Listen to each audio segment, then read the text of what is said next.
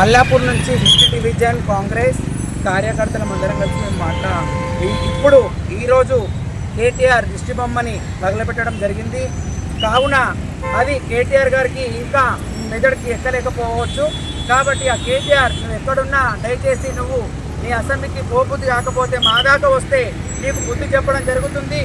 ఇందులో మహిళలకి నువ్వు ఎలాంటి క్షమాపణ చెప్పాలంటే 24 అవర్స్లో నువ్వు అదే అసెంబ్లీలో ఎక్కడైతే కూర్చొని నువ్వు మా కోసం మాట్లాడావు, మహిళల కోసము విచిత్రం ఫ్రీ అయిన బస్సుల కోసము మహిళలు ఎక్కడం జరిగింది, దానివల్ల ఎంతమంది ఆనందపడుతున్నారో అది నీకు తెలియకపోవచ్చు, నీ ఎన్నుకున్న నీ బాబుకు తెలియకపోవచ్చు. కానీ మేము ఎక్కుతున్న బస్సులో మేము ప్రయాణం చేస్తున్నాం కాబట్టి అది మాకు తెలుసు ఆ ఆనందం ఎలా ఉందో.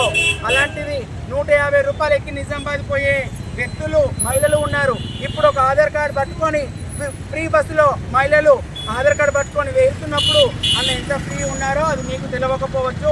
కేటీఆర్ 24 అవర్స్లో అదే అసెంబ్లీలో నువ్వు క్షమాపణ చెప్పాలి. మేము మల్లాపూర్ నుంచి 5th డివిజన్ నుంచి మా కాంగ్రెస్ కార్యకర్తలు మహిళలము మా ముందు నడిపించే మా డివిజన్ 5th డివిజన్ నుంచి కార్యకర్తలు చాలా మంది ఉన్నారు. మేము ఈ మరికొద్ది సేపట్లో అయినా కానీ 24 చెప్పకపోతే ఇంకా భారీ ఎత్తులో జరగబోతుంది.